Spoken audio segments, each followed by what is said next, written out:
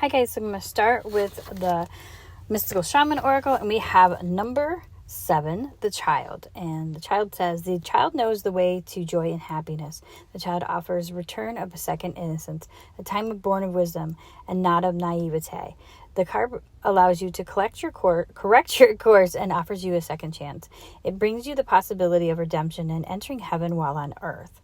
And then when you talk about the invitation, it talks to you about, remain in a sense of adventure and discovering. And it also talks about looking at things in a different way, because the child represents that core inner spiritual self. And I love how, they talk about how the wisdom of the child is not naive. This is our pure being.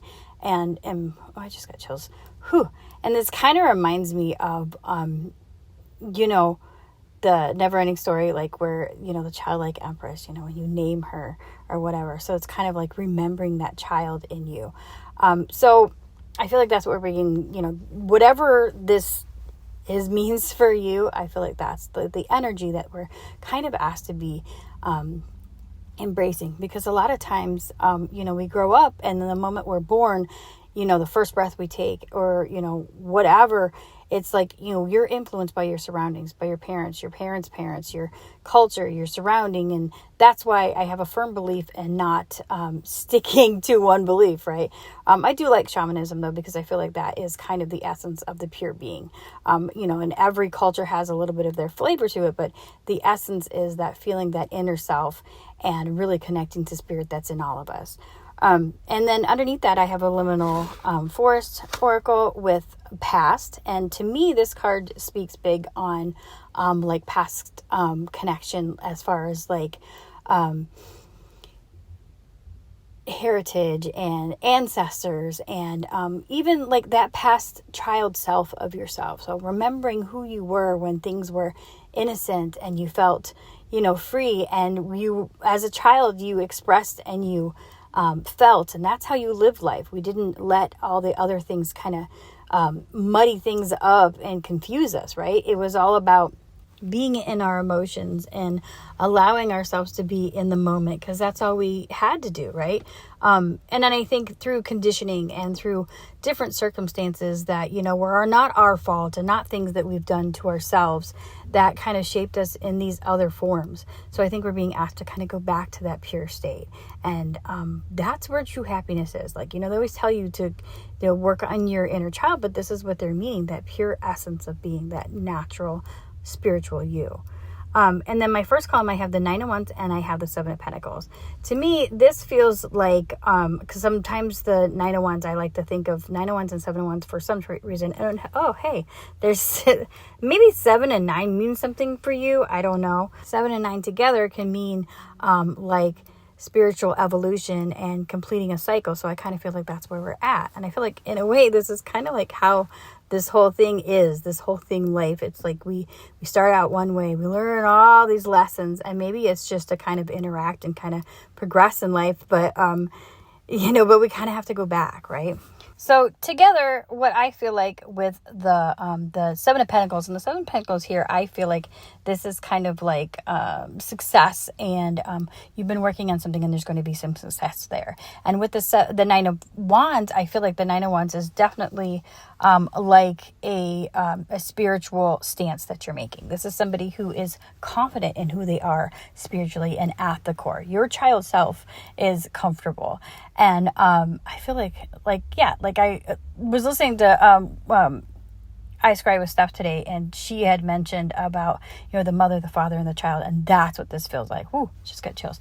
But yes, it's like you are understanding how to nurture yourself, and at the same time, you're understanding how to spark that wonder and joy in yourself and make it work in your adult life, right? And so then my second column, I have the King of Swords and I have the King of Cups. Right away, this just feels like you have learned how to be mature mentally and to be mature emotionally. Being mature mentally means yes, you're intelligent and you're sharp and you're smart and you know how to be decisive, but not in a cold and harsh way. This is being able to make the right decisions through a healthy intuition that's not overly mental, but it's not overly in your heart either. And the same with the King of Cups. The King of Cups can go down in those depths, but he's also able to swim out. He's able to go down, get those wisdom nuggets, right? And get that deep, beautiful feelings, but then he's able to bring them back up to the surface with him. And then my third column, I have the Four of Swords, and then I have Judgment. So this to me right away feels like, because this is my column of like what we have as an asset, what we have as a, energy around us, or whether it be a people, yourself, or something that, a skill set. So being the Four of Swords and the Judgment, I feel like this is saying that through lessons that you've learned, through karmic lessons, if you believe in karma, regardless, things that you've learned, energetic lessons on a deep core, things that you've experienced in your life, this is where your wisdom has come from. And you're using that to change when these things happen again in your life. You're learning how to apply that knowledge in a very deep way. It's not just having the smarts, it's also having the heart and the mental intuition, but also the intuition of your heart and your spirit. And I feel like this is saying meditation is important. So maybe this is somebody that needs to develop a spiritual practice and kind of understanding that that's important, because I feel like that's important. To me, I feel like when people do rituals, or just like with religion, when you form something that your belief and you kind of repeat that and it becomes a ritual, or even if you do specific rituals, what you're doing is you're solidifying that knowledge and you're solidifying that belief within yourself. So, say if it is something that like is more magical, which I think it's all connected, because I think when you think something, when you feel something, that's an energy, that's a wavelength, right? So you're repeating that so it becomes easier. There's less blocks. So that's what I feel like this is saying. But I feel like this is something that is our asset. This is somebody learning how to use that to live a more harmonious life and kind of get through those rough times that they've already been through. This is kind of like an aha moment through having gone through it. And so my final column, which I happen to have Judgment in again, this is my column of being, kind of like our next step, or what the advice is, kind of, because it's not really an outcome, because I think we don't end ever in that way.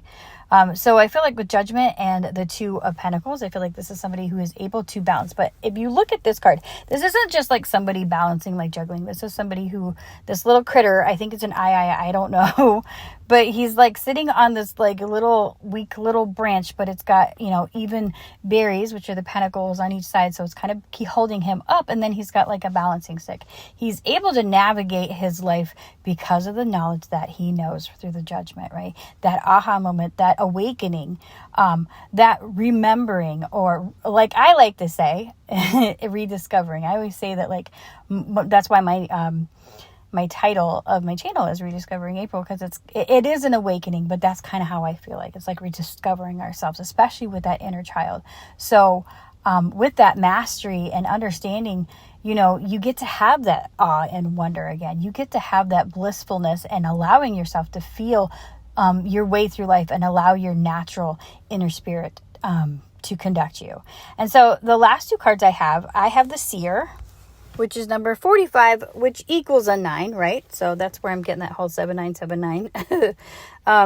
But it's the Seer. So the Seer, that represents the essence says the Seer represents the capacity to reach beyond the obvious details of life into the hidden realms where information is available to those with discernment to perceive it. The symbol represents a psychic perception, intuition, and the capacity to know something without prior exposure. The Seer knows truth, always seeks truth beyond all else, and sees reality as it truly is without judgment. The Seer can read between the lines and understand what is not being said. He or she, it says he, but I'm saying he or she represents the power of clarity and being able to recognize patterns. But I also feel like with this reading, this is also saying, because you're cutting out all that crap, right? You're cutting all that, preconditioned upbringing, or, stuff that you learned from the past. For me, I know I always sound like overly logical, but it's just like, it's all connected. And I feel like you can look at it as when we have generational curses, or we have generational, karma, things like that. These are things that we learned from our previous generation, that they learned from their previous generation. And it takes time to get that out because we have to undo it all, right? So we can get back to that pure state, that pure spiritual, natural state to where we just know because we don't allow those blockages to interrupt our intuition and to make us second guess ourselves, right? And then the last card, I thought, well, I'll pull like a Moonology card just because, we have the full moon coming up and it's going to be really cool. And so that is Blue Moon with Believe in the Impossible. And I think that's so beautiful because that's what we did as kids, right? I remember my youngest daughter telling me that she wanted to fly so bad and she believed she could fly. This is the kid that like at 3 years old, I was having her help me get socks out of the dryer. And she goes, I'll help you, but I'll have to do this when I get older because I'm going to be a millionaire. And I had to correct her attitude a little bit. But at the same time, that's what manifestation is, right? It's having that pure understanding that you are worthy and you are able to get to your dreams and the things that you want to do. We don't have to be saying that we want to be millionaires and we don't have to do our own laundry. That's not what the purpose is. But my point is like this kid, and all of my kids are kind of like that. I think it's because once I realized that that's what was missing in my life, I tried to do that. And it takes a long time to kind of root that out of yourself. So it's very important if you do have children. And even if you don't have children, if you care about like the next person, the next generation, or even people that are like your neighbor, somebody beside you that, they're kind of having a shitty day and they don't feel good about themselves.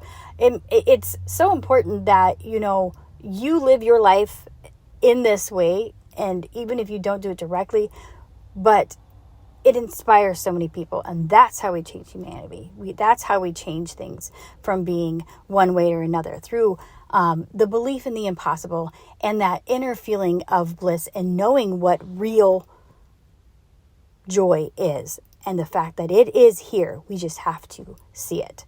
And I hope this meant something to somebody today, and I will talk to you later.